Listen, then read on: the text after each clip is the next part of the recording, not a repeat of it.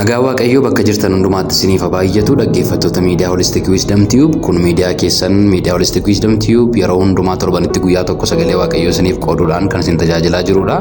Qopheessaan sagantaa kanaa Naawol Baqqaleeti. Torban kana akka carraatee utaalloon sagalee koo jijjiireera. Tariyyoo sagaleen koo duraa ta'uu baate wal jijjiiranii barsiisuu jalqaban jettanii akka gaaffii isinitti hin taane nan abdadha. Torban kana hin dabarsu jedheeti malee sagaleen koo xiqqoo jijjiiramaadha. Fiilingii gaariin natti dhaga'amaa hin jiru. Haa ta'u garuu kutaa ja'affaa qayyabannaa macaafa qulqulluu keenyaa ergaa gara mul'ata Yohaannisiin ergaa mul'atanni gara waldaa Efesoonitti barreesse boqonnaa lammaffaa har'a kutaa ja'affaadhaan walii wajjiniin jalqabna. Boqonnaa tokko mo'icha guddaadha Waaqayyo nu xumursiisee kutaa shaniin xumurree dasii booddee akka samariitti waan gaggabaabaa wanta ijoo ta'an waan isin irra deebitanii dhaggeeffachuu qabda waa tokko tokko isiniif kaasuun kun yaadatama. Ammas immoo jaalala Waaqayyoo ta'ee boqonnaa lammaffaa guyyaa har'aa walii wajjiniin jalqabna jechuudha. Sana dura garuu gabaabaatti Waaqayyoon galateeffanna. Yaa Waaqayyo Gooftaa gaarummaa keef jaalala kee hundumaaf si galateeffanna. Maqaa ilma kee Yesuus Kiristoosiin galanni siif haa ta'u. Dubbii kee akka barannuuf bara kana keessa yaa Waaqayyo warra sirraa baratan, warra si dhaggeeffatan, warra yeroo hundumaa dubbii keetti maxxananii si wajjin jiraatan waan nu gooteef maqaa ilma kee isattiin nu jaallatteetiin galanni ulfinni hooqubaan hundumtuu bara hamma bara baraatti maqaa keessa qulqulluudhaaf haa ta'u. Amma immoo kunoo boqonnaa tokko xumurree boqonnaa lammaffaa guyyaa har'aa tokko jennee jalqabuuf jenna. Ija qalbii keenya akka tibantu, yaada garaa keenya akka taaressitu, dubbii kee isa dhugaa, isa hin faalamin, isa yaada namaa hin dabalatin, yaada keessatti gara keenya biratti hin ga'uu barbaadde oriijinaalii isa hubachuudhaaf guutummaan jireenya keenyaa, guutummaan laphee keenyaa hafuura kee qulqulluudhaan kan to'atame haa ta'u. Fagoora dhiyoorra ta'anii dubbii sagalee kee kana kan baratan yaa Waaqayyo gaafa dubbii sagalee kee kana dubbifatan jireenya isaanii keessatti waan haaraa akka argatan, hafuurri isaanii akka haara'u yaa Waaqayyo dubbii kee irra deebi'anii jaallachuu, dubbifachuu, qayyabachuu, sammuutti qabachuu, jiraachuu akka isaan danda'aniif ayyaanni kee hunduma isaaniif haa baay'atu. Waan hundumaaf galanni siif haa ta'u. Maqaa ilma kee Yesuus Kiristoosiin Ameen.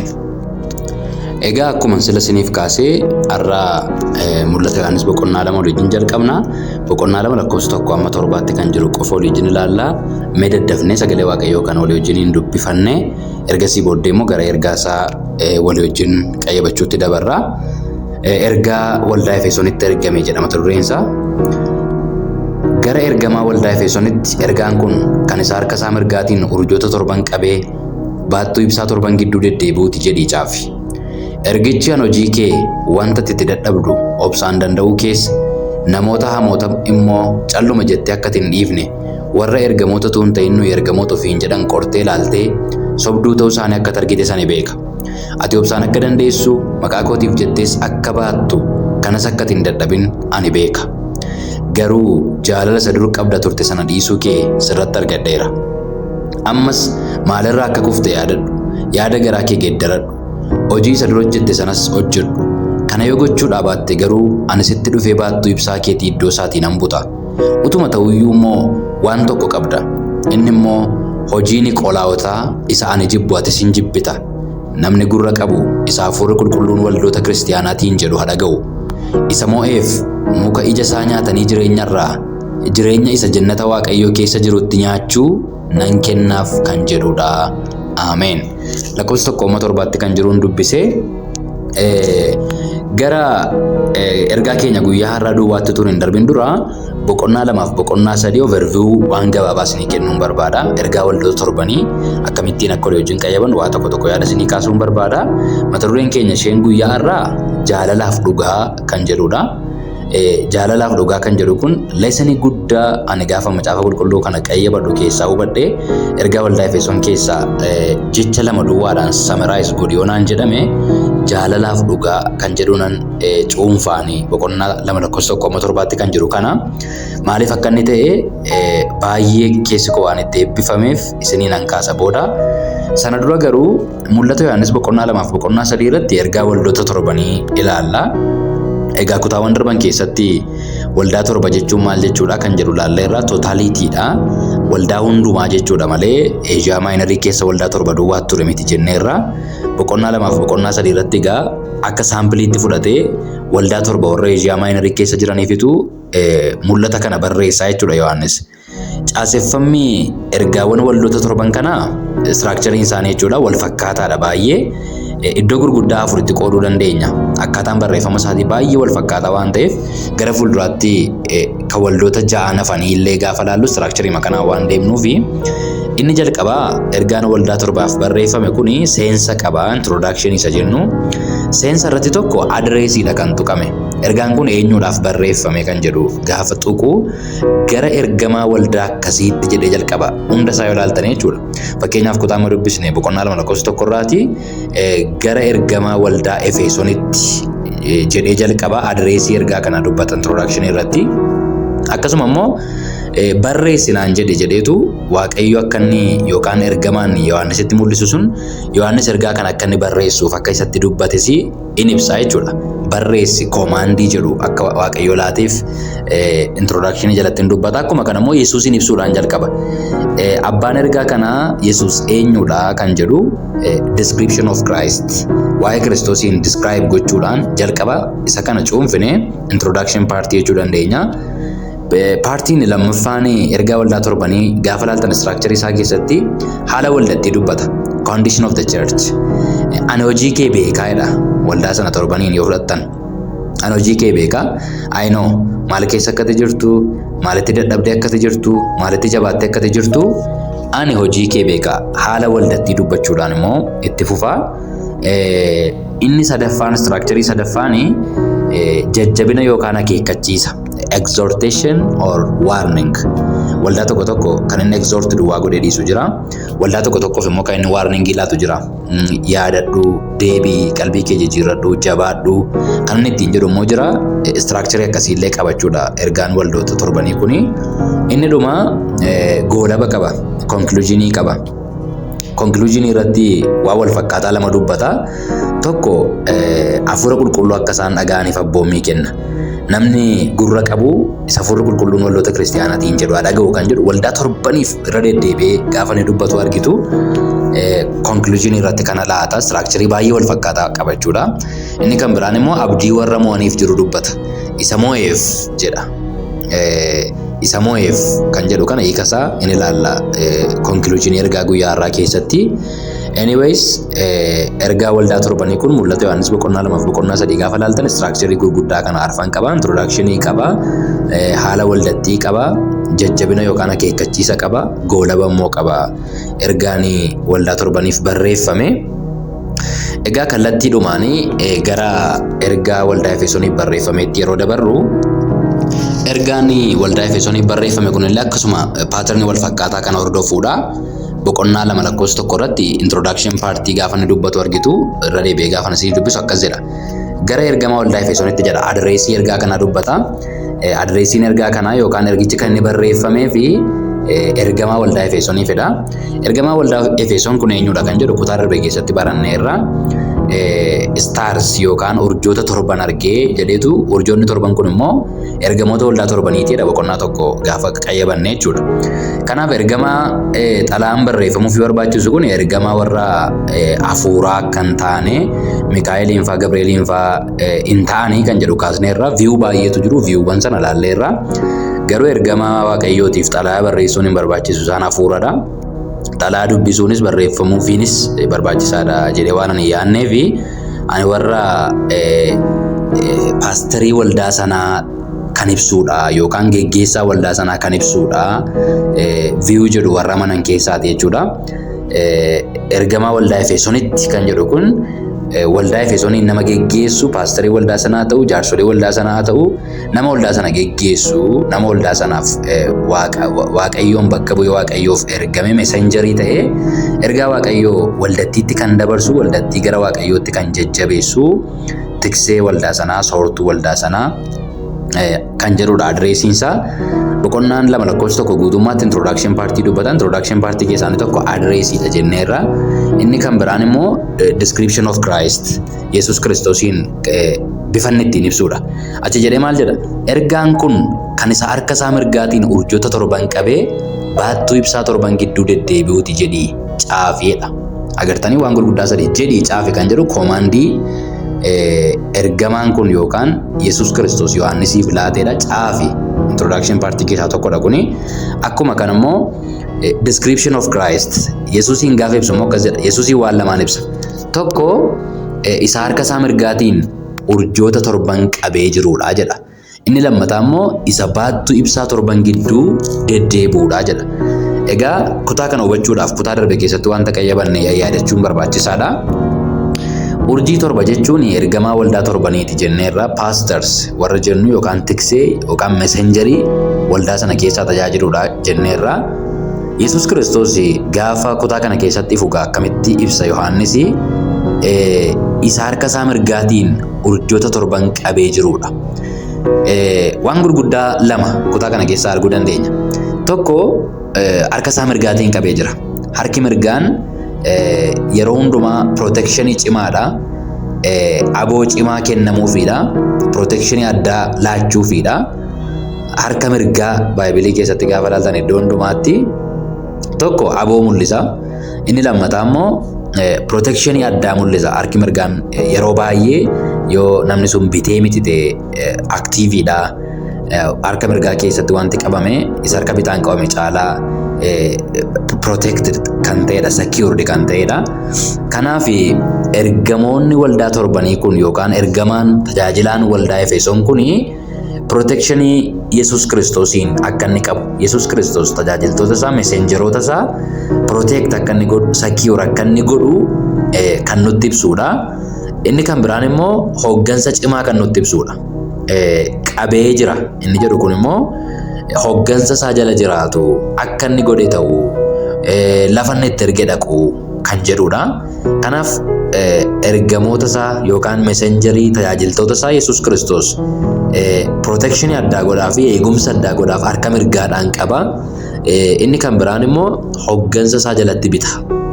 Hooggansa Yesuus Kiristoosiin jalatti bitamuu warra isaaf ergamanii kan argisiisudha. Kanaaf egaa descriptionii tokkoffaa irratti isa harka isaa mirgaatiin urjoota torban qabee jedheetu Yesuusiin ibsa. Inni kan biraan immoo isa baattuu ibsaa torban gidduu deddeebi'u jedha. Baattuun ibsaa maal inni jenne kutaa darbe keessatti waldaa kiristiyaanaati jenne. Baattuu ibsaa jechuun waldaa kiristiyaanaati. Waldaan kiristiyaanaa ifa baatti, ifi sun immoo Kiristoosidha. Kaayyoon isaa immoo biyya lafaaf ibsuudha jennee waldaan kiristiyaanaa kaayyoo gurguddaa lama qabdi. Inni tokkoffaan warra Kiristoosiin hin beekneef ifa isa ta'e Kiristoosiin reflect gochuudha. Inni kan biraan immoo warra amananii fayyan immoo hojii kanaaf dadammaqsuu, kakaasuu, barsiisuudha. Church mobilizing gochuudha. Hojii ergama guddichaatiif waan jedhu tuttuqneera kutaa darbe keessatti. Egaa gidduu deddeebi'aa jedhaan baattuun ibsaa torba waldaa kiristiyaanaa torbadha. Torba jechuun immoo lakkoofsa 6-8 gidduutu hin taane totality of the church waldaa kiristiyaanaa isaan fayyade hundumaa kan jedhu bakka bu'a lakkoofsa torbanneerra waan ta'eef akka macaafa apokaliptik buukii amma qayyabachaa jirru kanaatti simbolikiidha baay'ee inneerra waan ta'eef waldaa isaa gidduu in deddeebi'a itti dhiyeenya waldaa isaa hordofaa kan jedhudha. Kutaa darbe keessattis jecha kana laalleerra. Yesuus waldaa isaa gidduu deddeebi'a jechuun itti dhiyeenya waldaa isaa hordofa, waldaa isaa beeka, waldaa isaa in to'ata, hirrina ishee, dadhabbii ishee in hubata, in beeka, haala isheen irra jirtu sirriitti beeka malee waaqa fagoo taa'ee dhiyeenyatti hoogganu transcendent God isa jennutu hin taane immanent God isa jennudha jechuudha. Emmanuel, immanent. Waaqa waldaa isaa gidduu jiraatu, waldaa isaa gidduu deddeebi'u, waldaa isaa wajjin ta'u, waldaa isaa gidduu buufatu ta'uu Yesuus Kiristoosiin kan mul'isudha jechuudha walumaa galatti. Gara isa kan biraatti ilaalutti utuu hin darbini Efesoon humti kun eenyudha kan jedhu deebii argachuu qabna jechuudha. Ayidoonnoo sagaleen koo sirriitti isin bira gahaa jira ta'ee hin beeku isinitti meera baay'ee komfortiin isinitti dhaga'amuu dhiisuu danda'a sagaleen koo sirrii miti utaalloon rakkisaa waan jiruufi. Garuu Efesoon eenyudha kan jedhu ilaaluu qabna. Ergaa waldaa Efesooniif kenname ilaaluu keenya duraa jechuudha. Magaalaan Efesoon jennu kun yaa'u magaalaa Tarkii irraa akka ta'e beekamaadha. Eeshiyaa Maayinarii keessatti kan argamtu magaalaa baay'ee beekamtu yeroo sanatti magaalaa baay'ee guddoo, magaalaa jajamtu, magaalaa baay'ee zinnaa guddaa qabdudha. Giddugala daldalaa beekamtu kan taate naannoo Eejiyaa Maayinarii keessatti daldalaan baay'ee beekamtuu addunyaa irratti Ancient World keessatti baay'ee beekamtuu kan taatedha. Jiraattonni magaalaa sanaa naannoo 250 ta'uu tilmaamaan yeroo sana jechuudha. Lakkoofsi kun baay'ee yeroo sana baay'ee guddaadha. Naannoo 250 ta'uu hojiiwwan uummati magaalaa sanaa irratti bobba'an baay'inaan daldala irratti bobba'u. Iddoo daldalaati, giddugala daldalaati baay'inaanii biyyoota garaagaraa irraa dhufanii biyyoota baay'eetu achi keessatti daldala guddaa geggeessaa. Indastiriiwwan garaagaraa keessatti mindeeffamanii hojjetu. Jiraataan magaalaa sanaa indastirii xixiqqaa baay'eetu jira.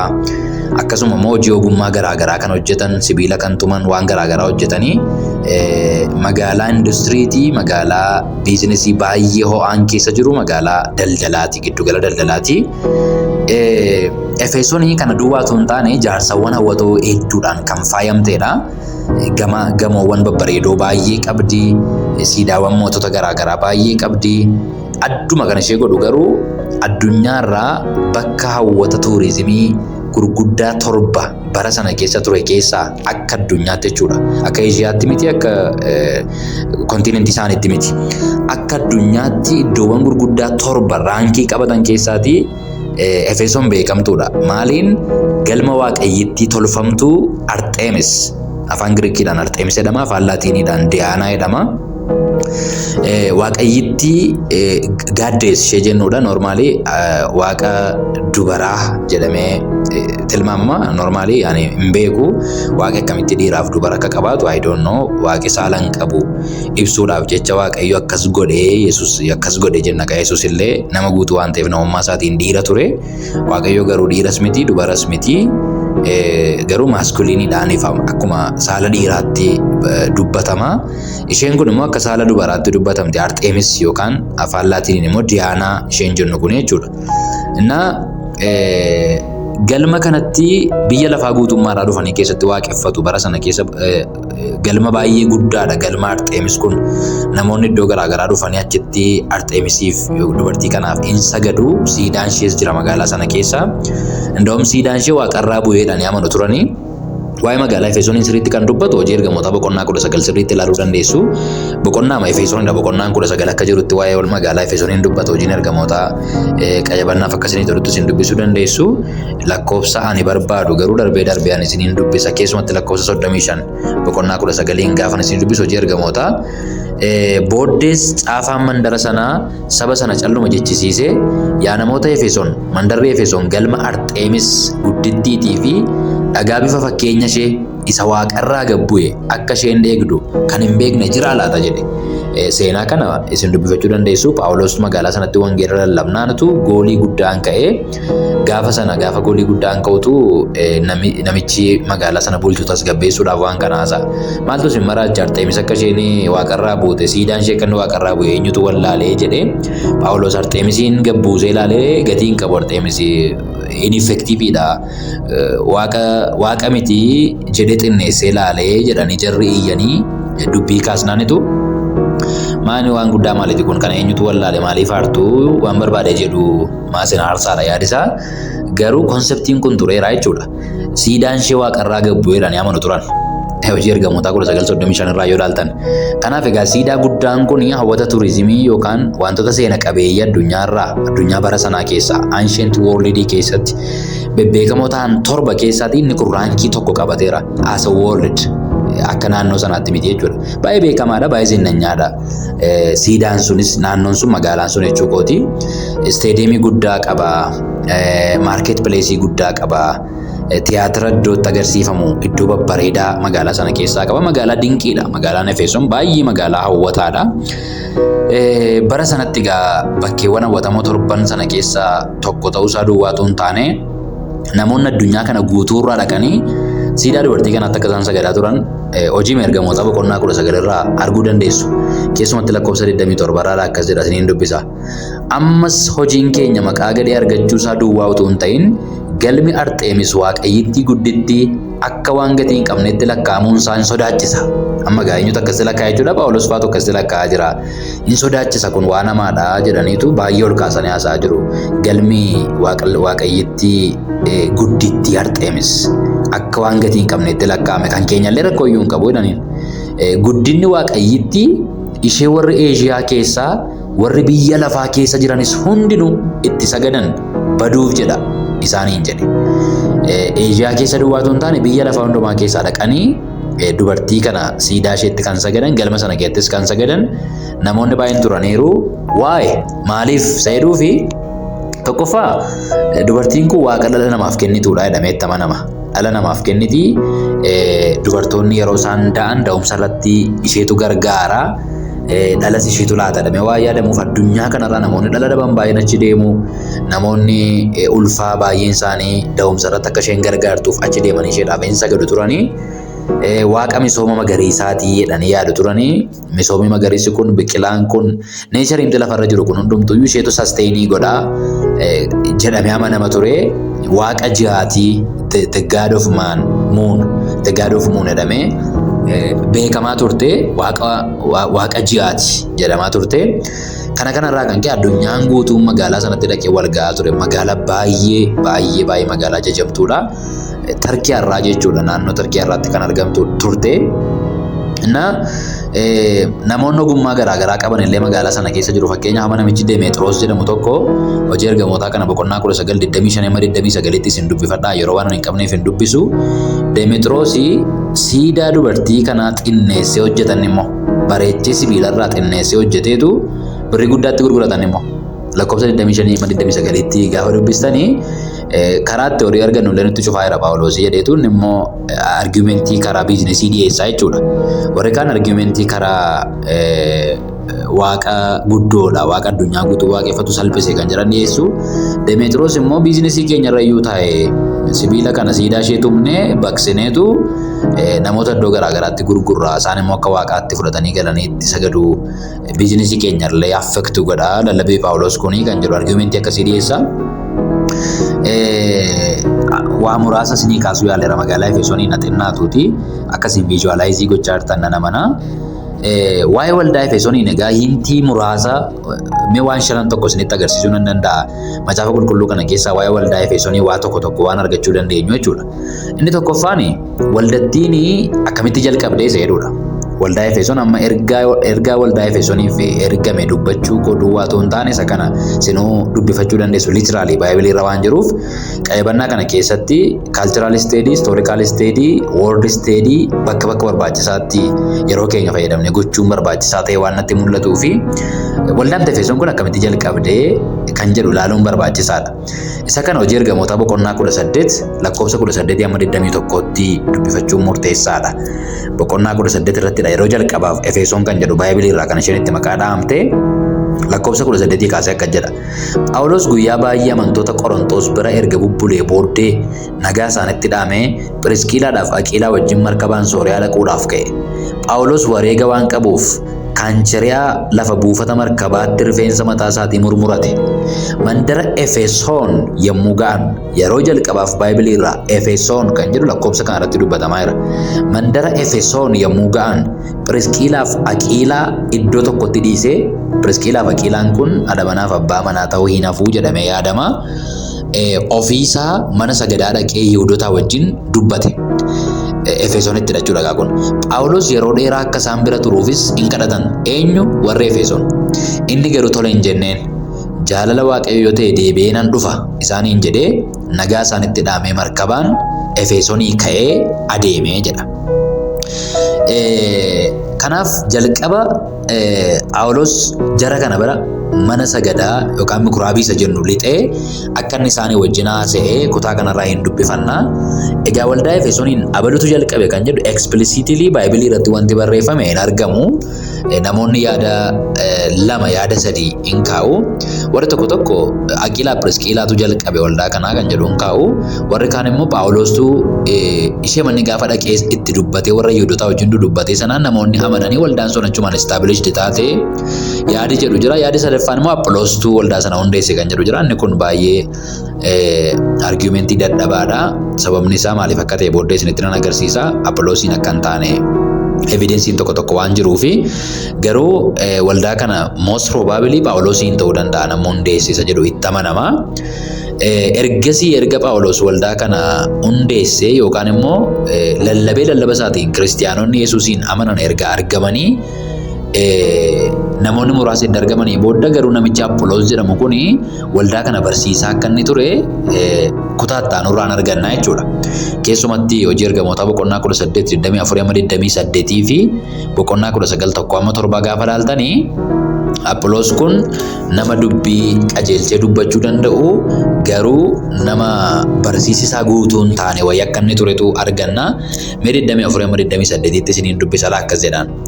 Yeroo sana Yihuudiin mandara Iskindiriyaatti dhalate Apholoos kan jedhamu tokko mandara Efesoon dhufee inni nama arraba qajeelu macaafotas gaarii godhee kan beeku ture. nama arraba qajeeludha dubbiin danda'a jechuudha. Macaafotas gaarii godhee kan beeku ture. Yaadattu miti ergaa Qorontoos irratti ani kan Apholoos ani kan Phaawulos jechuun eessaa dhufee Phaawulos badaa dubbii hin dubbatu caaffati isaa immoo baay'ee cimaadha. Apholoos immoo dubbii kana toora galchee dubbata yooma beekumsa guddaa hin qabu ta'ellee ishee beeku nama qajeelchee toora galchee nama haasa'uu danda'udha. Nama arraba qabudha. Nama dubbii qajeelchee nama arraba qajeelchee dubbatudha. Macaafota immoo gaarii godhee kan beeku ture jedha. Inni cuuphaa Yohaannis duwwaa beeke dubbii gooftaas waa barsiifame hafuura gubaadhaan waa'ee Yesuus qajeeltootti lallaba hin barsiisas ture. Amma cuuphaa Yohaannis duwwaatti beeka malee amma dhumaatti waa'een cuuphaa hafuura qulqulluullee isaaf hin galle ture jechuudha. Macaafota gaarii godhee beeka kan jedhu kun Old Testament Scriptureedha. Macaafa qulqulluu kakuu moofaa seerota ta'uu danda'a, macaafa raajii ta'uu danda'a, isaaniin sirriitti beeka. Gara kakuu haaraatti gaafa dhufnu garuu namichi kun beekumsa guutuu kan hin qabne amma cuuphaa Yohaannis duwwaatti nama beeku ture. Waa'ee Yesuus garuu ishee beeku qajeeltootti nama lallabu ture, nama barsiisu ture. Namichi kun waldaa Efesooniin dhaqeera jechuudha erga Phaawulos achi adeemee booddee. Ija jabummaadhaan mana sagadaa keessatti dubbachuutti ka'e. Piriskiilaaniif Aqiilaan dubbachuu isaa dhaga'anii ofitti isa fudhatanii caalchisanii karaa Waaqayyoo isa hubachiisan. Agartanii isayyuu kan karaa Waaqayyoo hubachiise Piriskiilaa fi Aqiilaadha jechuudha. Apholoos biyya Akaayaatti ce'uu yommuu barbaade amantoonni Akaayaa akka isa simataniif obboloonni caaffataan kadhataniif inni achi erga ga'ee ayyaana isaa argate warra amananii turaniif baay'ee gargaarsa ta'e Yesuus Masiihicha akka ta'e macaafota keessaa dhugaatti baasisuudhaan mul'inatti afaan Yihuudootaa cufee jedha. Apholoos kun nama akkasiiti jechuudha. Erga kana jennee walumaa gala waldaa kana kan hundeesse Phaawulosiin akka ta'eef ergasii booddee garuu Apholoos akka achi ture ilaalleerra. Aqiilaa Piriskiilaan immoo achi turanii waa hedduu akka toora qabsiisanis ilaalleerra. Apholoosiin iyyuu barumsa amma tokko hundee qabu kan barsiise Aqiilaa Piriskiilaa akka isaan ta'an yoo haadha manaaf abbaa manaadha jirri kuni Qorontoos irratti sin argamu. Waldaa Qorontosiinis yeroo ture Phaawulos Qorontositti wal baranii hojiin isaanii wal fakkaataa ture. Dunkaana hodhu turan isaanii Phaawulosis dunkaana hodha waan ta'eef piroofeshinii wal fakkaataa waan qabaniif karaa sanas wal baraniiru magaalaa Qorontos yeroo inni ture jechuudha. Inni sadaffaan Phaawulos waggoota 3 fi magaalaa Efesoon kan akka inni taa'ee background Efesoon keessatti ilaaluun barbaachisaadha jechuudha. Mana barumsaa Xiraanoos kan jedhamu ture magaalaa sana keessa. Mana barumsaa Xiraanoosiin kana kireeffateetu waggaa 3 achi ture. Baaybiliin iddoo tokkotti waggaa 2 jedha, iddoo tokkotti garuu waggaa 3 jedha. Guutummaatti yeroo wangeelatti lallabee kaasee maal turtiin achi ture walumatti waggaa 3 akka ta'e Phaawulos ofuma isaatii afaan isaan dubbateera waan ta'eef isa waggaa 3 jedhu fudhannu iddoo kanatti. Keessumattuu hojii ergamootaa boqonnaa 20 lakkoofsa 25-38 irratti waggaa 3 magaalaa Efesooniin taa'ee akka inni barsiisee manaa manatti akka inni deemaa ture 25 kaasaa dubbisa. Imimmaaniin isin gorsaa ture waan gooftaarraa fudhan hundumaa isinitti dabarseera jedheetu jaarsolii waldaa Efesooniin jajjabeessee biraa deema gara Yerusaalemitti jechuudha. Sirni mishiinarii joornii isaa xumuree jechuudha. Kanaaf magaalaa sana keessa waggaa 3 ture akka inni barsiisee baay'ee kutaa ibsuudha jechuudha hojiin ergamootaa boqonnaa 20. Akkuma kana immoo ergasii booddee Xiimotewosiin immoo paastarii waldaa sanaa godhe akka inni jajjabeessaa ture immoo tokkoffaa Xiimotewos boqonnaa 1 lakkoofsa 3 irraa arguu dandeenya jechuudha. Paastarii waldaa Efesooniin ture jechuudha Xiimotewosii. Akkuma kana Yohaannis humtiin ergaa kana barreessu inni abbaan mul'ata kanaa mataansaa waldaa Efesoon keessaa miseensa akka inni ture istoorikaaliitti amanama. Seenaa waldaa kiristaanaa keessatti Yohaannis even gara Phaaximoo kan dhaqee Efesoonii fuudhamee akka ta'ee fi kanneen du'ellee magaalaa Efesoonitti akka inni ta'e erga Phaaximoodhaa deebi'ee booddee akka inni Efesoonitti du'ee itti amanamaa istoorikaalee jechuudha. Kanaaf warra kana waa'ee Efesoonii nama tokko beekuu waan qabnuufidha kanan isinii kakaasee amma kallattiidhumaan gara mul'ata Yohaannis boqonnaa 2 lakkoofsa 2-4tti kan jiru dubbifachuutti dabarra. Mul'ata Yohaannis boqonnaa 2 lakkoofsa 2-4 egaa haala waldattiin keessa jiru dubbata. Paartiin inni tokkoffaan introductionii dhanneerra. Introductionii isinitti meera. Paartii lammaffaan condition of the church. Haala waldaan sun keessa jirtudha. Boqonnaa 2 lakkoofsa 2-4 ol deebinee dubbifannu. Akkas jedha. Ergichi hojii kee wanta itti dadhabdu obsaan danda'uu kee namoota hamoota immoo calluma jettee akka hin dhiifne warra ergamoota otoo hin ta'in ergamoota ofiin jedhan qortee ilaaltee sobduu ta'uu isaanii akka argites ani beeka. Ati obsaan akka dandeessu maqaa kootiif jettee akka baattu kanas akka hin dadhabin ani beeka. Garuu jaalala isa dur qabda turte sana dhiisuu kee sirratti argadheera jedhaan. Yaadi guddaan qayyabannaa keenya kana condition of the church jedhu kana keessa jira. Waldaan Efesoon maal fakkaatti? Yeroo Yohaannis mul'ata kana barreessuuf amma gaa yeroon Phaawulos itti lallabe darbeera. Ximotewos paasterii waldaa sanaa ta'uusaa laalleerra. Yohaannis iyyuu waldaa sana keessatti miseensa ture achii fuudhamee Phaaximoo taayitu mul'ata kana argee waldattiidhaaf barreessaa jira jechuudha. Waldaan backgroundii akkasiitiin dhufte kuni deemtee jabinniif dadhabinni ishee irratti argame maal fakkaata kan jedhu gaafa qayyabannu nuun immoo jireenya keenya keessatti leesanii nuun waldaa Efesoon irraa barannu maal inni kan jedhu appilikeeshinii isaa wajjin waa tokko laalaa deemuun barbaachisaadha. Mata dureen qayyabannaa keenya guyyaa irraa maal ture? Jaalalaaf dhugaa kan jedhudha. Jaalalaaf dhugaa kan jedhudha. Efesoon waldaa dhugaa qabdu, waldaa dhugaaf hinaaftuudha. Garuu waldaa jaalala hin qabnedha. Kutaa ammatti argitan dubbifanne kana keessatti argitanitti miti maal jedha? Ani hojii kee beeka, si beeka. I know you. Ati waan baay'eetti naa dadhabdeetta. Rakkina patience hin qabdu. Rakkina commitment hin qabdu. Kana qofatu hin taane naaf hinaafta. Waan na jaallattuuf naaf hinaafta. Namoota hamoota calluma jettee hin dhiiftu. Nu ergamootadha jedhanii dhufanii barumsa sobaa kan barsiisan namoota sobduu jalqaban da'oom hin qorta. Callattee hin ariitu. Qortee ilaaltee sobduu ta'uu isaanii mirkaneeffatta jalqaba. Oduu sobaatiin illee nama ariitu. Erga qortee erga ilaaltee booddee sobduu ta'uu isaanii edda argitee booddee garuu tarkaanfii irratti fudhatta. Ergamoota akka isaan hin taane expoosii goota. Barumsa sobaa akka isaan barsiisan ittiin mormita, hin mul'ifta. Commitmentii cimaa qabda. Baay'ee dammaqaadha. Namni si goyyoomsee hin ba'u.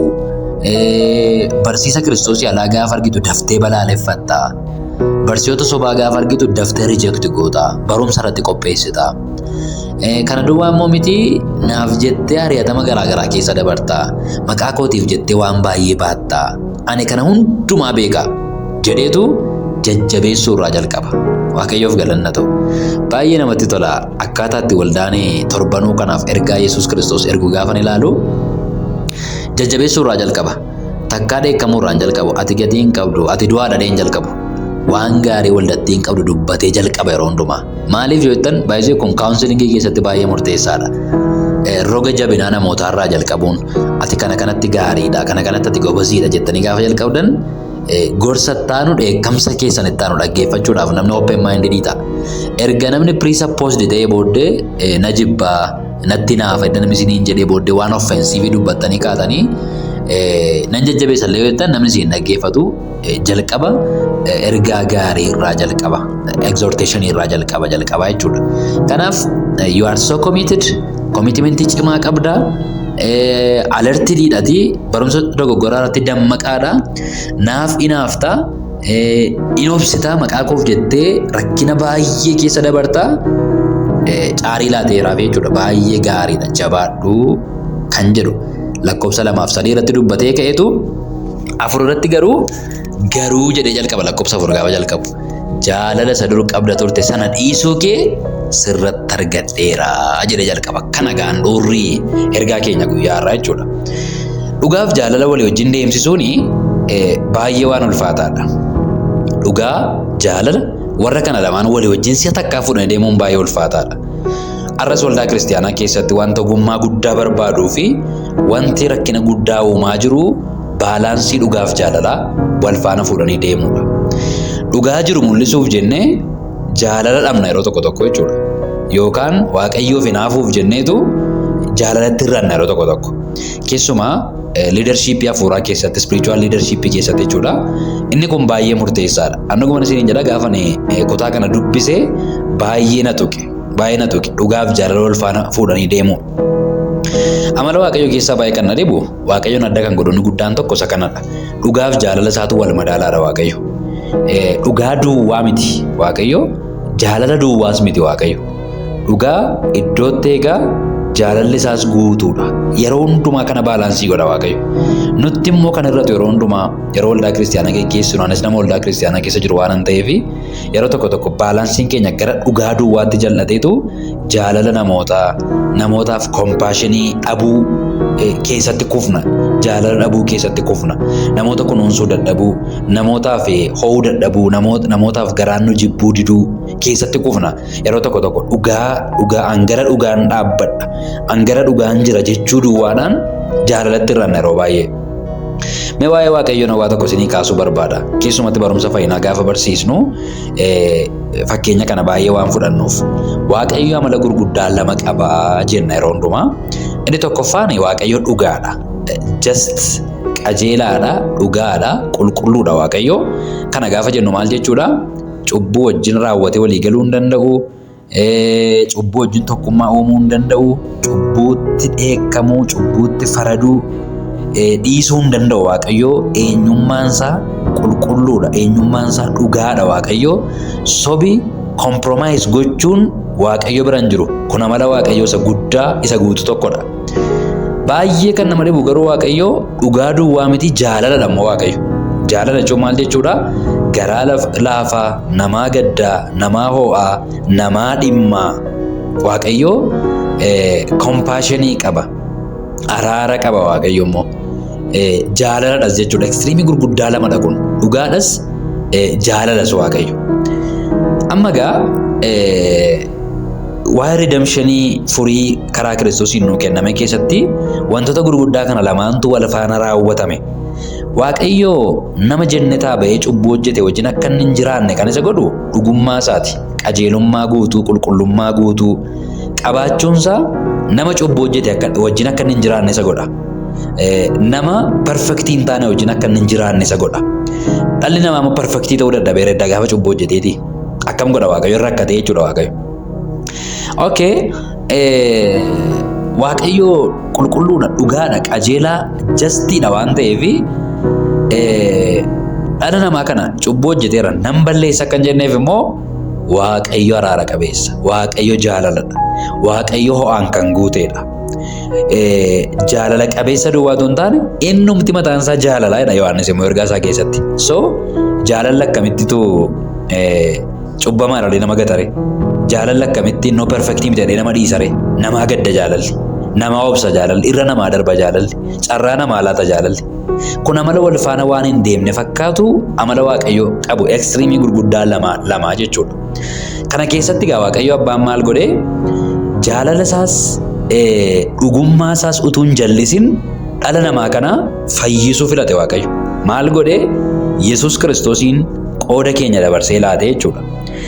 Dhugummaa isaa kan inni ittiin mul'ise cubbuu hundumaa Yesuus Kiristoos irratti adabuudhaan dhugummaa isaa isa perfektii mul'iseera waaqayyo. Cubbuu hundumaa cubbuutu hin adabiin dhiisee hin qabu waaqayyo. Cubbuu biyya lafaa hundumaa isarra kaa'eedha Baaybiliin. Kanaaf amma satisfied ta'utti, amma itti quufutti Yesuus Kiristoos irra cubbuu hunduma keenyaa kaa'ee adabee satisfied ta'e waaqayyo. Waaqayyoof galanni guddaan haa ta'u. Kun dhugummaa isaati. Cubbuudhaaf araara kan hin qabne ta'uu waaqayyo caafii qajeelummaa isaa, caafii qulqullummaa isaa isa dhumaa kan inni itti agarsiise amala isaa isa dhugummaa jedhudha jechuudha. Ekstiriimii biraadhaan immoo jaalala isaas immoo mul'isuudhaaf maal godhee ilma isaa tokkicha dabarsee kenne. Haleluuyaa. Ilma isaa tokkicha dabarsee kennuudhaan immoo jaalala isa dhumaa nutti agarsiise waaqayyo. Waaqayyo dhugaaf jaalala madaalchisuudhaaf Yesuus Kiristoosiin waaqarraa gadi buuse. Waaqayyo abbaan dhugaaf jaalala madaalchisuudhaaf Yesuus Kiristoosiin dabarsee akka inni fannifamu godhe. Kanaaf dhimmi dhugaaf dhimmi jaalalaa baalaansiin ta'u taanaan waldaa kiristaanaa keessatti har'ayyuu rakkoo fida, jireenya dhuunfaa keenya irratti illee rakkoo fida. Waldaa Efesoonittis kan irratti isa kana jechuudha. Waldaan Efesoon barsiisota barumsa dogoggoraa in ariiti. Maaliif ariiti? Dhugaa waan qabduuf ariiti. Waaqayyo dhugaadha. Soba wajjin waliin galottee hinaaffaa guddaadhaan ariiti. Jaalalatti galuu irratteetti. Namoota ari'aman sanaaf garuu kompaashinii hin qabdu. Araara hin qabdu. Dhiifama hin qabdu. Wantoonni kun waan ogummaa guddaa barbaadanidha jechuudha. Ani gaafan kutaa kana qayyabadhu waan baay'eetu natti dhaga'ame. Jireenya koon ilaale. Yeroo tokko liidarshiippii cherchii keessaa ofii kootaan irra jiru, kan namoonni biraan irra jiran, xinnaa guddatu, alaafinnatii maatii keessatti qabnu, iddoo garaa garaatti qabnu wajjin gaafan ilaalu Waaqayyoof hinaafuu keessa baana yeroo tokko namootaaf yerootti ho'a dhabnu, namootaaf yerootti gara laafina dhabnu in mul'ata jechuudha yeroon akkasii. Waldaa Efesooniin jaalala isa dur qabda turte, isa hin qabdu, isa dhabdeettanne Waaqayyo ittiin jedhu isa kanadha jechuudha. Kompaashinii dhabde, araara dhabde, dhiifama dhabde, dhugaa duwwaa qabatteedha. Teolojiin kutaa kana keessa jiru jechuudha. Waan isin dhibu yaada kana mee yaada koo akka isinitti hin fakkaannetti ergaa Phaawulos garuma waldattii kanaatti barreesse, gara Efesoonitti barreesse boqonnaa 4 lakkoofsa 14-16 kan jiruun isinii dubbisa. Yaadi kun tarii akka kanatti dhageessanii hin beektan taanaan keessummaa isinitti ta'uu danda'a. Ani iyyuutuman macaafa kana qayyabadhu waan hafuurri qulqulluun keessa koo bulcheedha waan ta'eefidha. Waldattiidhuma kanatti boqonnaa 4 lakkoofsa 14-16 waan Phaawulos ittiin jedhame isiniin dubbisa. Akkas jedhaan. Egaa nu si'achi ijoollee dhaana siif achi rukutu warra qilleensa barsiisa namoota axaarotaatiin haxxummaa isaanii isa gowwoomsaadhaan raawwatamuunis fudhataman hin taanu. Amma lakkoofsa 14 maal dubbataa jira? Barsiisonni sobaa nu gowwoomsuu hin danda'ani. Nuun kana booddee ijoolleedhaan barsiisa sobaa siif achi rurrukutee nu fuudhee deemu mini. Haxxummaa isaaniin, axaarummaa isaaniin, gowwoomsaa isaaniin fudhatamuu hin dandeenyu. Kana booddee nuun daa'ima mitiidha. Hafuuratti daa'ima miti nuuni jedhe. Waa'ee maalii dubbataa jira jechuudha kontekstiin kun? Waa'ee barsiisa sobaa dubbataa jira. Mul'ati Yohaannis boqonnaa 2 waa'ee barsiisa sobaa dubbata baay'ee. Argitaniittu mini boqonnaa 2 lakkoofsa gara olii irratti warra utuu ergamoota hin ta'in nuun ergamoota ofiin jedhan. Ergamooti hojii isaan jalqaba irratti hojjetan maa inni doktiriinii hundee barsiisa waldaa kiristaanaa lafa kaa'uudha. Hojiin appoostilii warra jalqabaa jechuudha. Kanaaf waa'ee ergamootaa dubbate taanaan waa'ee barsiisaa, waa'ee doktiriinii dubbachaa jira jechuudha kutaan kun. Kana duwwaa miti gassiqee waa'ee barsiisaa Niqoolaawotaa kaasa waan ta'eef Efesooniin kan inni barreesseef inni guddaan ishuu barsiisa sobaa wajjin wal qabatee jirudha. Waldaan Efesoon barumsa sobaan haxaqqaamteetti yookaan ittiin miidhamteetti. Erga isheen barumsa sobaan haxaqqaamte booda garuu respoonsii isheen laatte maa inni difensiiviidha bakka. Ofirraa qolachuu, isaan saaxiluu, isin sobdoota jettee beeksisuu ta'uu danda'a. Jaalala garuu of keessaa hin qabdu turte. Mootiivii isheen ittiin goote mootiivii jaalalaan miti dhala. Ishuu guddaan jechuudha. Waan goon hundumaa yoo dheekkamne illee jaalalaan gochuu qabnaadha. Yoo dheekkamne illee jaalalaan gochuu qabna. Yoo adabne illee jaalalaan gochuu qabna. Yoo namoota ifanne, yoo namoota ceephaan illee jaalalaan gochuu qabnaadha. Macaafa qulqulluu irratti gorsi, barsiisi, dheekkami, ifadhu kan jedhu barreeffameera. Keessumatti Ximooxiyoos paasterii waldaa kanaafidha. Ammas ergaan kun kan inni barreeffame Phaawulos gara Ximooxiyoositti gaafa barreessu paastershiippiidhaafituu gurbaa kana qopheessa. Paasterii tokkoon wanti inni ittiin jedhu maa inni ifadhu, gorsi, barsiisiidha. Ifachuun gaariidha, barsiisuun gaariidha. Garuu jaalalaan godhiidha. Amma argitaniitu akkaataan itti wal hidhatiinsa qabu. Ergaan Efesooniif, ergaan Ximooxiyoosiif, mul'ati Yohaannis boqonnaa 2 hojiin ergamootaa boqonnaa 19 akkamitti akka hidhatiinsa qabu ilaalaa jirtu. Kanaaf barsiisa barumsa sobaa isa gowwoomsaadhaan raawwatamuun hin fudhannu. Lakkoofsa 4 irratti edda jedhee booddee lakkoofsa 15 irratti maal jedhaa? Kanaa mannaa'edha. Jaalalaan dubbii dhugaa dubbachaa. Kottaa karaa hundumaan gara samadaanuuf ta'e gara Kiristoositti hin guddannaa'edha. Maaliin maal dubbachaa? Jaalalaan dubbii dhugaa dubbachaa. Waaqayyoof galannaa ta'u. Amma kutaa kana keessatti wanti nuu galuu qabu maa inni barumsa sobaa, barumsa xaarummaa gowwoomsaadhaan ta'u isaan hin fudhatamu nuudha. Isa kompromaayiis hin goonuudha. Araarama hin qabnu isarratti jedha. Garuu maaliin maal dubbannadha? Jaalalaan dhugaa dubbannaa'edha. Waaqayyoof galanni guddaan haa ta'u. Waaqayyoon waa gargaaru. Yeroo tokko tokko waldaa ishee akkasii, tajaajilaa ishee akkasii, maaloo ishee akkasii jenna waliini jaalalaan dhugaa dubbachaa inni jedhu kun anaan keessumatti torban kana gaafan kutaa kana dubbisu baay'ee konfiinsi kan na godhe baay'ee barbaachisaa akka ta'e spiritual leadership irratti baay'ee barbaachisaa akka inni ta'e personal life keenya keessatti baay'ee barbaachisaa akka inni ta'e hubachuu danda'eera jechuudha. Kanaaf kana amannaa jaalalaan dubbii dhugaa dubbachaa jedha. Jaalalaan dubbii dhugaa dubbachuun kun maali wajjin wal qabata jechuudha. Barsiisota sobaa wajjin wal qabata. Akkamitti barsiisota sobaa wajjin diil goona jaalalaan dubbii dhugaa dubbannaadha. Lakkoofsa 16 isa jalatti bu'aan dhagnaa hundiin wal fudhatanii buusaa adduma addaan argataniin walitti qabsiifamaniiru. Yeroo bu'aan dhagnaa adduma addaan tooraan hojjetutti dhagnichi hin guddata, jaalalaanis of hin cimsa. Waldaa keessatti dogoggorri haa ta'u, barumsi sobaa haa ta'u, maal haa ta'u dhagna tokkotti akka jirtan beekaatii jaalalaan wal gorsaa, wal sirreessaa, wal leebisaadha. Lakkoofsa 16 kontekstii kanaa wanti nu hubannu jechuudha. Kanaaf kutaan kun jaalalaan dubbii dhugaa dubbachuu isa jedhudha. Kanaafidha mata duree kutaa kanaa kanaan jaalalaaf dhugaa kanan jedhe kanaafidha. Xiyyeeffannaan ergaa kanaa mul'ata Yohaannis boqonnaa 2:1-7 akkamitti dhugaaf jaalala baalaansii goonee deemnaa isa jedhu akka inni ta'e hubachuun baay'ee barbaachisaadha jechuudha. Waldattiin kun barumsa sobaan akka isheen raafamuuf jirtu Phaawulos dubbateera. Gassiqee isinii dubbisuun koo hin hafu. Keessumatti boqonnaa 20:28-31 irratti waldaan Efesoon barumsa dogoggoraatiin ganaa akka isheen rakkachuuf faalamuuf jirtu ni dubbateera. Garuu akkamittiin haala akkasii keessatti diil gochuu dandeenya isa jedhudha jechuudha. Egaa waa'ee dhugaaf jaalalaa gaafa kaasnu Yihuudoonni rakkoon isaan qaban inni guddaan isa kan akka ture Roomeen boqonnaa 10:1-2 irratti Phaawulos dubbateera. Warri Yihuudoota akka isaan Waaqayyoof hinaafan sirriitti hin beeka garuu hinaaffaan isaanii isa dhugaarraa ka'e mitiidha. Waaqayyo biraa isa ba'e miti hinaaffaan isaanii. Dhuguma Waaqayyoof hinaafu yeroo namni waa dogoggoru hinaaru garuu rispoonsii isaan fudhatantu jaalalaan kan hoogganame akka yaada Waaqayyootti kan ta'e mitiidha. Namoonni dhugaaf jaalala baalaansii gochuu dadhaban baay'eetu jiru kakuu haaraa keessa. Phexrosin argitaniittu Maatiyos 26 irratti gurra garbicha isaa kan hangafa lubootaa sana kan inni billaadhaan gurra irraa muree fi dhugaaf jaalala baalaansii gochuu dadhabeeti konseptii kutaa sanaa keessa dhaan ilaaluuf illee yeroo keenya gubaa. Yaaqoobiif Yohaannisinis ilaaluu dandeessu. Luqaas boqonnaa 9 irratti warri Samaariyaa Yesuus Kiristoosiin iddoo bultii dhoowwannaan waaqarraa ibiddatti buusnu jennaan lakki hafuura akkamii akka fudhatan hin beektanii jedhee isaan ifate galagalee isaan ifateedha Yesuusi. Wanti Yesuus yaalu yeroo hundumaa dhugaaf jaalala mul'isuudha. Dhugaaf jaalala raawwachuudha. Iyyaaleetu hin taane raawwateeras. Kanaaf obboloota kutaa kana keessaa wanti nu hubachuu qabnu inni guddaan dhugaaf jaalala baalaansii goonee jiraachuu pirinsipilii jireenya keenya godhachuu qabna. Yeroo tokko Waaqayyoo ol mana isaatiif waan hinaafnullee nutti fakkaate murtoo jaalalleetti irratti murteessina. Haasaa jaalalleetti irratti haasofna. Liidarshiippii jaalalleetti irratti kanaan uummata liid goona. Wanta jaalala malee ta'e Waaqayyoon simatu.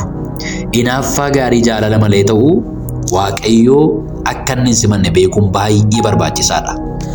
Waaqayyoon waan hundumaa caalaa kan gammachiisu jaalala akka inni ta'e hubachuun baay'ee miidhagaadha. Kanaaf leesanii guddaan warra Efesoon irraa barannu inni guddaan isa kanadha jechuudha. Lakkoofsa 4 keenya irraa yaada hin dubbadhu kun isinii gala hedhuma yaada isiniin gala yoo ta'e garuu toora teelegiraamiitiinis haa ta'u koomentiidhaanis waan isiniin galle gaafachuu dandeessu. Egaa yeroo qayyabannu yaada mataa keenyaa qayyabannatu hin taane amma danda'ametti intended meaning isaa argachuudhaaf yaalii goona. Qayyabannaa jechuun isa kanadha waan ta'eef jechuudha. Okay, amma paartii 2 finnee irraa paartiin kan biraan nu hafe maayinni paartii 4 qaba ergaa waldaa 7 inni yeroo hundumaa introduction isaa ilaallee irraa haala waldicha keessa ture ilaallee irraa introduction jalatti immoo background magaalaa Efesooniin ilaallee irraa wanti gabaabaan nu hafe maalinni so Waaqayyo maal jedhe ari'achi booddee waldaan kun jaalalatti irratteetti garuu koomitimentii guddaa qabdi. Koomitimentii guddaa jaalala hin qabne. Obsa guddaa jaalala hin qabne. Of kennuu jaalallitti irrate. Tajaajila jaalallitti irrate. Hinaaffaa gaarii jaalallitti irrate kana maal jedha iski Waaqayyo? lakkoofsa 5 fi 6 irratti isa kana dubbifanna. Ammas maalirraa akka kufte yaadadhu. Yaada garaa kee geeddaradhu. Hojii isa dura hojjette sanas hojjedhu. Kana yoo gochuudhaa baatte garuu ani sitti dhufee baattuu ibsaa keetii iddoo isaatii nan buta. Utuma ta'uyyuu immoo waan tokko qabda. Inni immoo hojii Niqoolaawotaa isa ani jibbu atis in jibbitaa jedha. Lakkoofsa 5 fi 6 irraa akkas jedha. Lakkoofsa 5 irratti elementii qalbii geeddarannaa isa dhugaa gurguddaa sadii dubbata. Elementii qalbii jijjiirannaa dhugaan tokko elementii gurguddaa kana sadan guutuu akka qabutu dubbata. Inni jalqabaa maalirraa akka kufte yaadadhuedha. Waldaan kun maalirraa kufte? Jaalalarraa kufte. Qalbii jijjiirannaa dhugaa deebuu dhugaadhaaf inni jalqabaa maalirraa akka kufan yaadachuu, maalirraa akka kufan beekuudha. Baay'ee gamanumaan isin tuqeen darbaa yeroo namoonni qalbii jijjiirratan yookaan waldaa keessatti qalbii jijjiiranna gaafa jedhamu yeroo baay'ee waan tajaajilu tokkoon isinitti hima. Namoonni mindlessly callumadhaan akkasumattiin unconsciously arrabuma duwwaadhaan dubbatu. Yaa Waaqayyo kana godhee si akkeera, kana hojjedhee si akkeera, tun beekutu hin beekin si akkeera, kana godhee natti raarame bakka wordii tarreessu jechuudha. Callumadhaanii yaada duuba wordii tarreessu. Inni kun qalbii jijjiirannaa dhugaan jedhamu. Qalbii jijjiirannaa dhugaadhaaf callisnee hafuura qulqulluu dhaggeeffachuu irraa jalqaba qalbii jijjiirannaa dhugaan. Maalan balleessi? Hafuurri qulqulluun maal natti gadde? Eessattan irradhe? Maalirraan kufe isa jedhu yeroo callisnee hafuura qulqulluu dhaggeeffannu qabaachuu nu barbaachisa. Hafuurri qulqulluun convict nu godha. Hafuurri qulqulluun nu ceephaa utuu hin taane convict nu godha. Nu yaadachiisa, balleessummaa keenya nu amansiisa, lafa nuun itti kufne nu hubachiisa. Indaa'u mul'atuma Yohaannis kanarraa ani warra hin jaalladhu balleessaa isaanii itti mul'isaa jedha. Ganaa bira geenya waldaa tokkooni. Waaqayyo warra jaallatutti balleessaa isaanii in mul'isa akka isaan qalbii jijjiirrataniif yeroo laataa fi qalbii jijjiirrachuudhaaf egaa mindlessly callumadhanii natti raarame akkas godhe kan si akkeera maal godheera isa jedhamu utuu hin taane maalirraa akka kufan yaadachuudha. Yeroo callisanii jireenya ofii ilaaluurraa jalqabu akka inni qabu maalan fakkaadha? Jireenya koo maal fakkaata? Jaalalatti maalan fakkaadha? Amanamummaatti maalan fakkaadha? Hojii Waaqayyootti maalan fakkaadha? Arrabi koo maal fakkaata? Eessan oola? Wantoota jennu jireenya keenya hafuura qulqulluu keessa taane yerootti sakattaanu, yerootti ilaallu, yerootti maalirraa akka kufne yaadannu qabaachuurraa, beekuurraa, conscious ta'uurraa kan jalqabu akka inni ta'etu elementii kanarraa jalqaba. Ammas maalirraa akka kufte yaadadhu jedhee jalqaba. Inni kan biraan yaada garaa kee geeddaradhuedha. Isteeppii lammaffaa irratti maal godhi? Yaada garaa kee geeddaradhu. Yaada garaa geeddarachuu jechuun ammas isa nuuni natti raaram jennuutti jilbeenfanne dhugaadhaan kan ta'e karaa ofii geeddarachuu jechuudha. Direction ofii geeddarachuu. Kibbarra isa jiru dhiifnee kaabatti deebi'u yookaan lixarra isa jiru dhiifnee bahatti deebi'u jechuudha. Lammata wanta Waaqayyoon irratti jibbe sana irratti akka hin argamne wanta irraa kufne sana keessa akka Waaqayyoon nu kaasuuf direction jijjiirrachuu, karaa jijjiirrachuu, garaa jijjiirrachuu, keessa ofii identity ofii jijjiirrachuudhaaf murteessuu akka nu hin qabnu isteeppii lammaffaa irratti nu barsiisa. Isteeppii tokkoffaa irratti waan irraa kufne sirriitti yaadannee amannee hafuurri qulqulluun gaafa inni convict nu godhu dhugaadha jennee irraa isteeppii lammaffaa irratti garuu yaada garaa keenyaa geeddarachuu akka qabnudha. Yaadi garaa yookaan repentensii dhugaan kun egaa deebi'uu dhugaan kun kana lamaan duwwaan immoo raawwatu. Hojiidhaan immoo kan mul'atu ta'uu qaba. Akkas jedha. Hojii isa dura hojjettu sanas hojjedhu. Waaqayyoof galannaa ta'u. Durin jaallatta yoo ta'e jaalladhu. Waan gaarii duraan qabdu sana immoo deebisiitii restore godhi. Recover godhi. Qalbii jijjiirannaa dhugaan haasa'uu duwwaadhaan, yaaduu duwwaadhaan kan dhaabbatu miti. Hojjechuudhaan, agarsiisuudhaan kan mul'atu, practically kan ta'edha jechuudha. Kanaaf wantoota gurguddaa kana sadan qalbii jijjiirannaadhaaf kenna. Ani baay'ee na dhiba kakuu haaraa kana keessatti qalbii jijjiirannaan hin barbaachisu namoonni jedhan hin jiru. Ani teoloojiin akkasii eessa akka inni ba'e hin beeku. Teoloojii akkasiis hin argine. Kalviinizimii keessas, arminiyaanizimii keessas dhimma fayyinaa irratti teolojiiwwan jiran garaagaraa keessatti sammarraatti an teolojii qalbii jijjiiranaan hin barbaachisu jedhu baradhees dhaga'ees dubbisees hin beeku xiqsiis hin qabu maalirraa akka dhufes hin beekamu kun haasaa safaraati. Mandara keessatti namoonni ciloodhaan waan isaatti fakkaate caafii wayii dubbisanii wayii immoo barumsa wayii caafii ishee dhaga'anii waan namoonni haasa'uudhaaf yaalanidha. Kun ergaa kakuu haaraati. Saba Waaqayyoo qulqulloonni fagoof dhiyoo jirtan waan nama isinii dubbisaa jiru kun ergaa kakuu haaraati. Ilaa waldaa kakuu haaraan akkas jedha Waaqayyo. Maalirraa akka kufte yaadadhu, yaada garaa kee geeddaradhu, hojii isa dura hojjettu sanas hojjedhu jedheetu waldaa Efesoon waldaa kakuu haaraatiif jaarraa tokkoffaa gara dhumaa keessa ergaa kana barreessaaf. Waldaa kiristiyaanaatiif kana duwwaa barreessa miti waan isin dhibu akeekkachiisa guddaa waarningii guddaa wajjin barreessaaf. Ilaa akkas jedha. Yoo kana gochuu baatte waatiif yoo qalbii jijjiirrachuu baatte yoo waan irraa kufte yaadachuu baatte maaltu ta'a? Amma egaa liitiraalii waan asirratti barreeffame isin dubbisaa jechuudha. Kana yoo gochuudhaa baatte garuu lakkoofsa 5 ani sitti dhufe baattuu ibsaa keetii iddoo isaatii maalin godha? Nan buta. Baattuun ibsaa maal?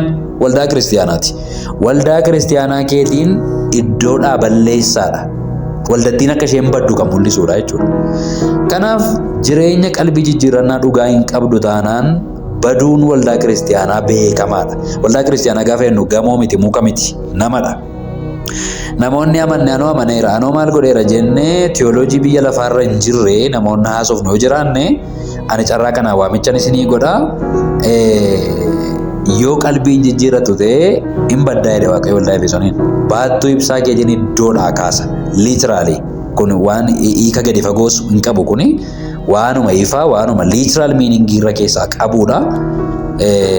Namoonni hyper grace gospelii barsiisan qalbii jijjiirannaan hin barbaachisu maal warri jedhanii namoota kutaa kana waan dubbifanne ta'uu danda'u waan ta'eef kana dubbisuudhaan akka isin gargaartan gamanumaan isiniin kakaasaa qulqulloonni iddoo garaagaraa jirtan garuu jireenya keessan akkasii ilaaltan qalbii keessan akkasiin jijjiirrattan hojii isa dura hojjechaa turtan sanatti immoo akkasiin deebitanii hojjettan kun isa hafuurri qulqulluu waldaa kiristiyaanaadhaan jedhudha. Namni gurra qabu kana dhaga'u jedha kutaa kanarraa. Namni gurra qabu waan nama isinitti dubbadhe kana haa dhaga'udha. Itti fufee exhortationii wayii jira hin jajjabeessa waldaa sana lakkoofsa 6 argitaniitu yoo ta'e ammuma kanas immoo zeeroo mammoo hin taane jedha. Utuma ta'uyyuu jedha. Waan tokko garuu qabda. Roga jabinaa tokkos qabda. Gararraattis roga jabinaa dubbatee jalqaba. Dhumarrattis roga jabinaa ishee dubbatee xumura Waaqayyoof galanna ta'u. Ceebba'ee sin balleessa dheeraa raawwanne. Roga jabinaa ishee dubbatee immoo gara xumuraatti geessa. Lakkoofsa 6 akkas jedha. Utuma ta'uyyuu immoo waan tokko qabda. Waan gaarii wayii immoo qabda. Wanti gaariin kuni hojii Niqoolaawotaa san jibbu ati sin jibbita. Hojii Niqoolaawotaa san jibbu ati sin jibbita. Tabaabaarii Niqoolaawotaa mitiidha. Maanni Niqoolaawoti kuni waan jedhu waa tokko isinii kaasuun barbaada. Niqoolaawota yookaan Niqolaayitans jedha afaan Ingiliffaa. Isaanii duuka buutuu namicha Niqoolaawos yookaan Niqoolaawos nama jedhamuuti. Niqoolaawota warri jennu kun nama Niqoolaawos jedhamu duukaa warra bu'an tiichingii isa warra hordofan jechuudha. Fakkeenyaaf amma Ariyaans kan jennu barumsa Ariyoosii warra hordofan akkuma ta'e Niqoolaawota yookaan Niqolaayitans warri jennu immoo Niqolaawosiin warra hordofan nama Niqolaawos jedhamu kana tiichingii isaa namoota hordofan akka isaan ta'an in hubanna. Maalidha Niqolaawos kunis Niqolaawoti kunis maa inni tiichingii akkamii barsiisaa ture namichi kunis eenyudha kan jedhu wanta clear ta'e Baayibilii keenyarraa in argannu. Garuu abbootii waldaa kiristiyaanaa warri church fathers jennu waan isaan itti amanaa ture waan tokko isinii kaasee darbuun barbaada. Keessumatti Irenees namichi jedhamu church fatherii beekamaan namichi Niqoolaawos jennu kuni namicha hojii ergamoota boqonnaa 6 lakkoofsa 5 irratti caafamee jirudha kan jedhu kaaseera. Abbootii waldaa kiristiyaanaa baay'eenis yaada kanatti amananiiru. Hojii ergamoota boqonnaa 6 lakkoofsa 5 irratti namicha kan arganna. Hojii ergamoota boqonnaa 6 irratti bakka itti daaqonoonni 7 filatamanidha. Filiphisiusiin faa Isxifaanosiin faa dabalatee jechuudha.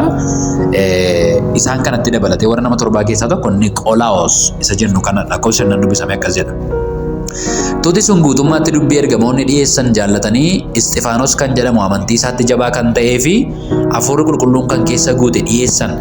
akkasumas Filiphosii fi Phroqorosiin Niqaanooraadhaa fi Ximoona Armeenaa Niqoolaawosiin nama biyya Anxookiyaa isa amantii warra Yihuudootaa fudhatee tures isaan kana hundumaa ergamoota dura dhaabbachiisaniitu ergamoonni yommus Waaqayyoon kadhatanii harka isaanii mataa tokko tokko isaanii irra kaa'aniitu hojii dukkuninnaaf qopheessanidha. Walumaa gala ergichi jechuudha. Daaqonoota jalqabaa beektu Filiphisiusiin isa boqonnaa 8 irratti hojii ergamootaa dhaqee warra Samaariyaatti jalqaba wangeela lallabe, Isxefaanosiin isa boqonnaa 7 irratti wangeela lallabuu du'e, boqonnaa 6 irratti walumaa gala waa'ee daaqonootaadha. Niqoolaawus kun daaqonoota nama 7 keessaa nama tokko ture. Isadha. Isatu barumsa dogoggoraa duukaa buunaan tuuti wayii Muusaa duukaa bu'anii Niqoolaawota Niqolaayitaans warri jedhaman ta'anii kan jedhu Ireenes kitaaba isaa keessatti kana barreessee ture jechuudha. Warri Niqoolaawotaa kun barumsa akkamii hordofuu kan jedhu mul'atuma kana boqonnaa 2 lakkoofsa 14-15 irratti ilaaluu dandeessu. Warra Niqoolaawotaa kana iddoo lamatti caqasa Yohaannis mul'ata isaa keessatti. Tokko waldaa Efesoon kanaafidha. Inni lammataa immoo waldaa Pheergaamooniifitu barreessa. Waldaa Efesooniin barumsa Niqoolaawotaan jibbitaa jedhe. Waldaa Pheergaamooniin immoo ati immoo warra barumsa Niqoolaawotaa duukaa bu'an qabda jedheetu dheekkamaa jechuudha waldaa Pheergaamooniin immoo. Warra Pheergaamoonitti gaafa dubbatu sana mul'ata kana boqonnaa 2:14-15 irratti gaafa dubbisnu waan gurguddaan lama argina. Warri Niqoolaawotaa kun kan isaan hordofan. Tokko idolatariidha. Idolatary jechuun waaqa tolfamaa waaqessuu, nyaata waaqa tolfamaaf qophaa'e nyaachuu warra jajjabeessanidha. Rakkoo hin qabu kiristaanni tokko nyaata waaqa tolfamaaf qophaa'e nyaachuu hin danda'a kan jedhu ta'uu hin hafu. Barumsi warri Niqoolaawotaa kuni kan jedhamu jira. Inni lammataa immoo adaaltariidha. Gaala mootummaatti jiraachuu warra jajjabeessanidha. Ejjuun, halalummaan, jireenya akkasii, impuritiin akkasii rakkoo hin qabu. Kiristaanni tokko gaala mootummaatti yoo jiraate amma kanatti dhiibbaa hin qabu warra jedhan keessaati. Walumaa gara sanyuma warra amma qalbii jijjiirrannaan hin jiru maal jedhanii wayiiti yaadisaa gara walumaa galatti wanti ifaan kana jedhamee lafa kaa'amee hin jiru.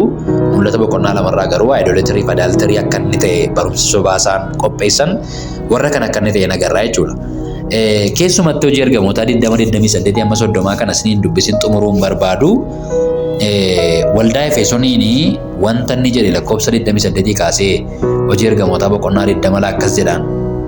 Phaawulos tajaajilee raawwatee waggaa 3 booddee gara Yerusaalemitti galuudhaaf jaarsolii waldaa Fileefiitu akkas jedhee deemeen. Of eeggadhaa jaarsolii waldaa Efesooniin jedha jechuudha kana. Karra hoolota Waaqayyoo warra hafuura qulqulluun akka eegdaniif isin dhaabeefis eeggadhaa. Waldaa kiristaanaa isa Waaqayyoo dhiiga tokkicha ilma isaatiin kan isaa godhate eegaa. Erga ani adeeme immoo warra akka yeeyyii sodaachisoon. Warra akka maalii? Akka yeeyyii sodaachisoon. Hoolota karra keessatti kan hin hambifne akka isin gidduu galan ani beeka. Hoolota maal kan hin goone? Karra keessatti kan hin hambifne. Akka jirutti oofanii deemuu kan danda'an jechuudha. Yeeyyii sodaachisoodha. Akka isin gidduu galan ani beeka. Yoo amma hin dandeeme gara fuulduraatti jechuusaati. Isinuma keessaayyuu warra kam keessaa? Jaarsolii waldaa keessaa. Namoonni dubbii dhugaa jallisuudhaan amantoota galagalchanii of duukaa buusan hin ka'u. Kanaafis dammaqaa waggaa 3 halkaniif guyyaa utuu gargar hin kutin imimmaaniin akkan tokko keessan gorsaa ture yaadadhaa. Ammas harka Waaqayyoo isa isin jabeessu qulqulloota isaa hundumaa gidduudhaas dhaala isiniif kennuu danda'utti dubbii ayyaana isaattis isin nan kennadhaa jedhaan. Waaqayyoof galanna ta'u. Akka barumsi sobaa Efesoonitti ka'u Phaawulos dursee dubbateera waan isin dhibu. Dursee dubbateera. Dubbatee hin dhiifne Ximotewos immoo dhaqee waldaa sana akka inni eeguuf paasterii isaaniif muudeera. Kana duwwaa immoo otoo hin taane waan lamattan isin laadhaadha. Harka Waaqayyoo fi dubbii ayyaana isaattan isin laadhaadha. Ayyaana Waaqayyootu nama eegaa, harka Waaqayyootu nama eegaa, qulqulloota isaa gidduudhaallee akka namni dhaala argatu isatu nama gochuu danda'a jedheetu waan kana lamaaniin xumura. Walumaa galattaan kana jechuu barbaade barumsi sobaa waldaa Efesoonii seenuuf akka jiru Phaawulos ergaa isaa keessatti akka inni dubbateedha. Amma gaa isa dhumaa kutaa dhumaa laalla paartii 4ffaa konkluuzinii maaliin konkluud godhama ree kan jedhu as keessatti dubbii jabaa tokko ilaalla. Gara xumuraatti fidaan jira waan ta'eef. 7-8 dubbisa akkas jedha. Mul'ata boqonnaa 2 lakkoofsa 7-8 dubbifanna. namni gurra qabu I'm sorry lakkoofsa 8 dubbifnu lakkoofsa 7 duwwaa dubbifna 8 ergaa biraadha. Namni gurra qabu isa hafuurri qulqulluu waldoota kiristaanaatiin jedhu haa dhaga'u. Isa moo'eef muka isa ija isaa nyaatanii jiraatan isa jannata Waaqayyoo keessa jirutti nyaachuu nan kennaaf kan jedhudha. Tokko ergaan kun baay'ee personaaliidha. Maal jedha? Isa moo'eefedha warra moo'aniif hin jedhu. Waaqayyo waldaa Efesoonitti dubbatu iyyuu malee achi keessaa immoo Waaqayyo God is personal God. Waaqa nama dhuunfaati Waaqayyo. Isa moo'eef jedha. Kan moonu dhuunfaattidha, kan badhaafamnus dhuunfaattidha, kan jireenya keenya ilaaluu qabnus dhuunfaattidha jechuudha. Isa moo'eef kan jedhu kuni amma dhumaatti amanamee isa dhaabbateef jechuudha. Kiristaanummaa kana wallaansoo hafuuraa godhee lafa kaa'a. Jireenya wallaansoo godhee argisiisa. Waaqayyo eenyummaatti moonu wallaansoo hafuuraa kana eenyummaatti moonu nuuf laateera waan ta'eef moonurraa eega Waaqayyo. Akka moonu eega ayyaana isaa nuuf laateera, sagalee isaa nuuf laateera, hafuura isaa nuuf laateera. Akka moonu nurraa eegaa jechuudha stiil Waaqayyo ammallee. Isa moo'eef jedhee jalqaba individuaaliidha namichi moo'u kuni. Isa moo'eef kan jedhamu immoo moo'ichi wallaansoo booddeedha yeroo hundumaa. Kanaaf jireenya hafuuraa kun wallaansoodha garuu waan ittiin moonu immoo akka arganne mul'isa. Isa moo'eef abdii inni laate gaamaa inni the tree of life in paradise. Muka jireenyaa isa jannata Waaqayyoo keessa jiru jechuudha. Muka isa ija isaa nyaatanii jiraatan kan jedhu kana muka jireenyaa the tree of life jedha Ingiliffisa. Isa jannata Waaqayyoo keessa jiru in the paradise of God. Maal yaadattu gaafan kana dubbadhu? Seera uumamaa yaadattanii? Seera uumamaa keessatti muka gurguddaa 3 argina dhaabbaa Eden keessatti. Jannata Eden keessatti muka gurguddaa 3 argina. Uumama boqonnaa 2 lakkoofsa 9 irraati. Tokko mukeetii nama hawwataniif iji isaanii nyaataaf bayeessa ta'edha jedha. Uumama boqonnaa 2 lakkoofsa 9 dubbifadha. Mukni lammaffaan muka jireenyaati. The tree of life. Muka ija isaa nyaatanii jireenya namaaf kennuudha. Literally boqonnaa 2 lakkoofsa 9 dubbistan muka jireenyaa. Muki sadaffaan muka saamaaf gaarii ittiin beekanidha jedha. Irran deebi'aa dhaabbaa Eden keessa muka 3 ture. Mukeetii nama hawwataniif iji isaanii nyaataaf bayeessa ta'e muka jireenyaa. Inni sadaffaan muka saamaaf gaarii ittiin beekan. Addaamiif Hewaanii kan isin dhibu bara baraan jiraachuudhaaf muka jireenyaa irraa nyaachuu qabu turan. Dhaabbaa Eden keessa yeroo turan muka nyaatanii jireenya namaaf laatu ture dhaabbaa sana walakkaa. Muka nyaatanii jireenya namaaf laatu kana nyaachaa turan nyaachuus qabu turan jechuudha. Inni fakkeenya Yesuus Kiristoosidha. Yesuus Kiristoosii wajjin pireezensii Yesuus Kiristoosiin gara jireenya ofiitti fiduudhaan jireenyi bara baraa akka argamu muka jireenya namaaf kennu akka inni ta'ee kan agarsiisudha. Muka wayinii isa dhugaa jechuudha. Amma waa tokkoon isinitti dubbadha. Gaafan kutaa kana qayyabadhu waan naa gale. Ergasii booddee muka isa dhaabbaa kana keessa jiru isa ija nama hawwatu qabus nyaadhaa. Muka jireenyaas nyaadhaa. Muka isa sadaffaa garuu nyaatina. Isaamaaf gaarii itti handa baafatan nyaatina jedhe. Boqonnaa 2 kana. Gara lakkoofsa 19 gaafa dubbistan 16 19 gaafa dubbistan. Jarri nyaatanii kufan boqonnaa 3 irratti. Achii booda maaltu ta'ee kan jedhu uumama boqonnaa 3 lakkoofsa 22 amma 24 tti isinii dubbiseen kanaan xumura. Erga isaan nyaatanii booddee maaltu ta'e? Waa'een muka jireenyaa kun nuu galuu qaba waan ta'eef jechuudha. Muka jireenyaatti akka inni nyaatuun godha isa jannata Waaqayyoo keessa jiru gaafa jedhu muka jireenyaa maaliif jira? Jannatichi immoo isa kamii? Maal jechuu barbaadeeti kan jedhu akka nuu galuufan kan hundumaa dubbachaa jira. Lakkoofsa 22 kaasee seera uumamaan dubbisa boqonnaa 3. Ergasii Waaqayyo gooftaan kunoo namni hamaaf gaarii beekuu isaatiin nu keessaa akka isa tokkoo ta'eera. Ammas harka isaa hiixatee ija muka jireenyaa immoo fudhatee nyaachuun bara baraan jiraachuunis isaaf hin ta'u jedhe. Kanaafis Waaqayyo gooftaan nama iddoo dhaabaa Eden sana keessaa gabbaase. Namichis lafa isa ofii isaatii biyyoo isaa irraa kutame sana akka qotu hin godhe. Waaqayyo nama gadoofee karaa irraa gara muka jireenya kennuutti geessu sanas in eegsise. Agartanii isa eegsisuudhaaf bukkee iddoo dhaabaa Eden gara ba'a biiftuutiin kirubeeliif billaa akka ibiddaa boba'u isa gara hundumaatti naanna'u in dhaabeedha. Kutaan kuni yeroo baay'ee kutaa dogoggora lallabamuudha. iddoo garaa garaatti jechuu kooti. Waaqayyo maaliif dhaabbaa Eden keessaa nama oofee dhaabbaa sana immoo kirubeeliin kaa'ee akka inni eegu maaliif godhe jettanii gaafa ilaaltan waan Waaqayyo banbanee aaree ija aariitiin naqee biyyaa gadee gabbaasee ijaan ishee Waaqayyoon immoo deebitee akka isheen muka jireenyaa kana nyaattee the tree of life wanti achi nu geessa the tree of life seedudha. Isa nyaattee akka isheen deebitee hin jiraanneen godha jedhee waan Waaqayyo haaloo qabatee amma dhumaatti haaloo fiixaan baafate godhamee yeroo itti lallabamu tokko jira. Dhugaan kutaa kanaa garuu akkas miti. Waaqayyo maal gochaa jira? Jaalala isaa mul'isaa jira. Nama gadoofuu isaatiin jaalala isaa mul'isaa jira Waaqayyo iddoo kanatti. Akkamitti yoo jettanii namni iddoo kanatti eenyummaan isaa already kufeera, cubbuudhaan faalameera.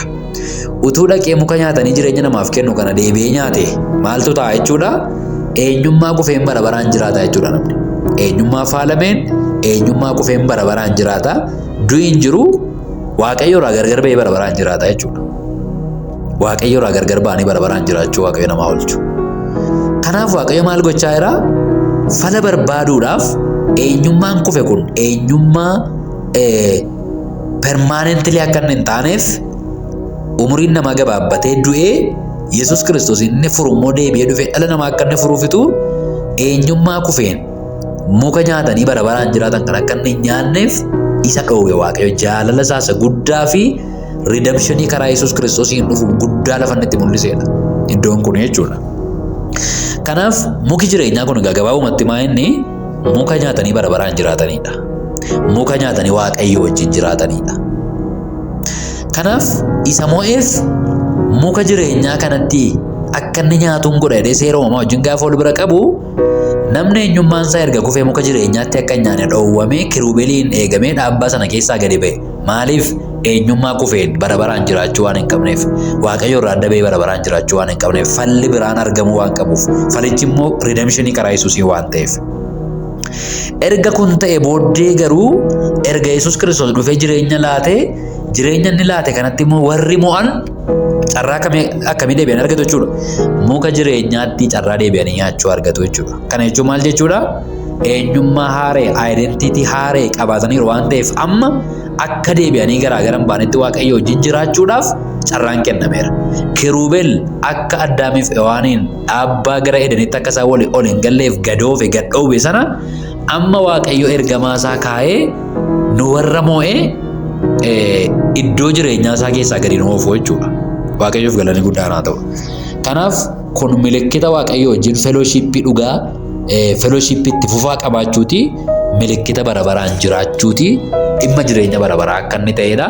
Kun immoo warra mo'uun kun immoo wallaansoo hafuuraa warra mo'anii fi jireenya qalbii jirannaa dhugaa jiraachuudhaan gara Waaqayyoon beekuutti warra guddataniif akka inni kennamu mul'ata Yohaannis irraa boqonnaa 2:1-7 waliin qayyabanne Waaqayyo guddaa sana eebbisu yeroo dheeraa fudhannee eebbifamaa. Kutaa itti aanu nama deebinee wal agarrutti ayyaanni Waaqayyo isiniif haa baay'atu. Macaafa qulqulluu keessan dubbifadhaa.